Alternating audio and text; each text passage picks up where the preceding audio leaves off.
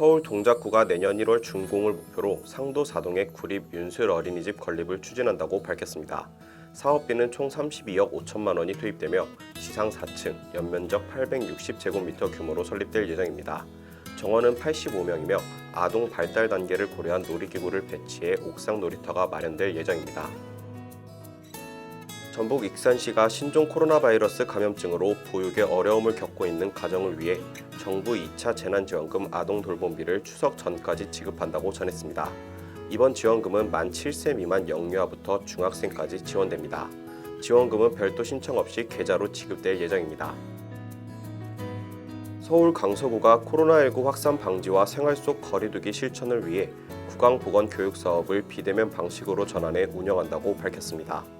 구는 아동 구강교육 영상 소중한 치아건강 내가 지켜요를 제작해 카카오톡 채널을 통해 배포하며 영상은 누구나 신청할 수 있다고 전했습니다. 더불어 강서구는 학교와 영유아 관련 시설에서 영상교육 자료와 함께 활용할 수 있도록 치아건강 꾸러미 사업도 운영한다고 밝혔습니다. 서울 국공립 어린이집 연합회와 CJ 프레시웨이는 아이들의 건강한 식문화 형성을 위한 교육과 인적 자원 교류를 위해 업무 협약을 체결했다고 밝혔습니다. 이에 따라 CJ 프레시웨이는 전국에서 확보한 친환경 농산물로 메뉴와 간식을 구성해 서울 시내 국공립 어린이집에 제안할 예정입니다. 경남 밀양시는 경상남도가 지정하는 2020년 공공형 어린이집에 상남면에 위치한 소담 어린이집이 선정됐다고 전했습니다. 공공형 어린이집은 도지사가 보육 품질을 인증하는 제도로 정원 충족률 80% 이상, 평가 등급 A를 받은 민간과 가정 어린이집 중 운영의 개방성과 안전성, 보육 교직원의 전문성 등을 평가해 우수한 어린이집을 선정하고 운영비를 지원합니다. 전주시가 전북혁신도시 복합혁신센터 착공식을 개최했다고 전했습니다.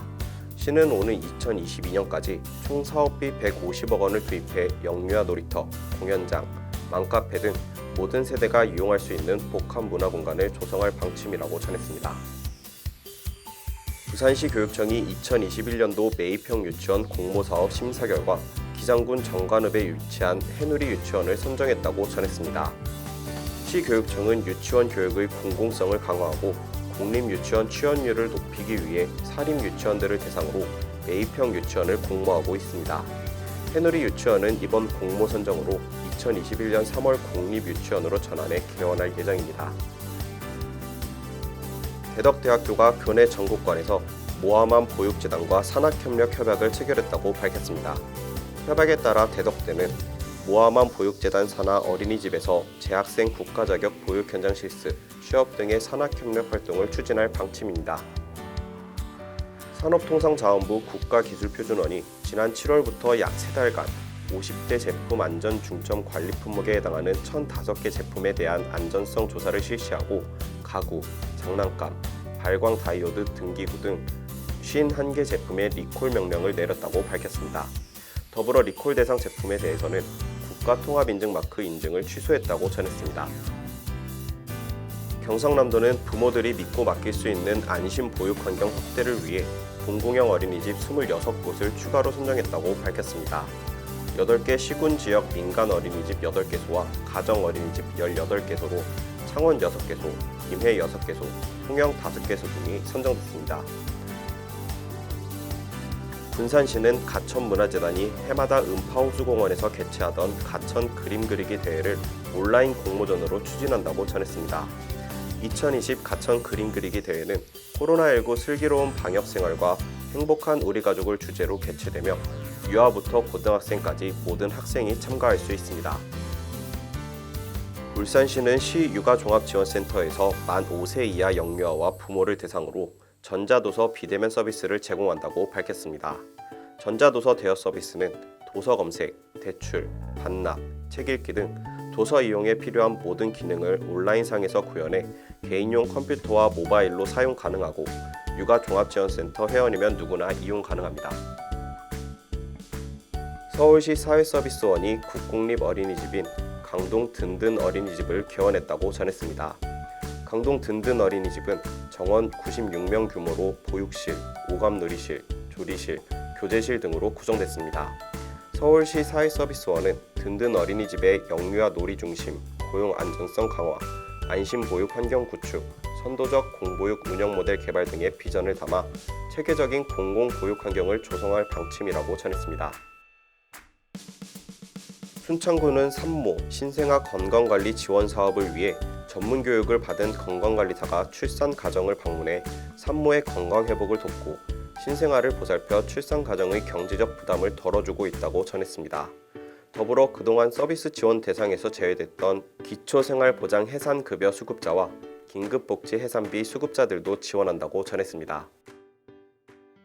경북 안동시가 전면 중단됐던 계절 독감 예방 접종을 28일부터 재개했다고 전했습니다. 시에 따르면 접종 예정인 백신은 현재 문제가 되고 있는 백신 물량과는 유통 경로가 다른 것으로 접종 대상은 생후 6개월에서 만 12세, 임신부, 만 18세에서 61세입니다. 유통 과정에서 문제가 발생했던 만 13세에서 18세 어린이 백신 접종은 식약처의 백신 안정성과 효능 검사가 완료되면 질병관리청의 방침에 따라 재개할 방침이라고 전했습니다. 정부가 낙태죄 헌법 불합치 결정에 따라 형법과 모자보건법 개정 방침을 정하고 추석 연휴 이후 입법 예고한다고 전했습니다. 당초 여성가족부가 낙태죄 비범죄화 입장을 고수하면서 막판 진통을 겪었으나 여성의 자기결정권을 확대하는 방향으로 논의가 진행되는 것으로 알려졌습니다. 경기도 평택시가 저출산, 고령화 사회 문제를 시민과 함께 고민할 수 있는 인구정책 UCC 공모전을 개최한다고 전했습니다. 공모 주제는 저출산 고령화 사회 대응 및 인구 증가 방안으로 결혼, 임신, 출산, 육아 등을 장려할 수 있는 내용입니다. 접수 기간은 오는 10월 30일까지로 개인이나 4명 이내로 구성된 팀으로 최대 2점까지 응모할 수 있습니다.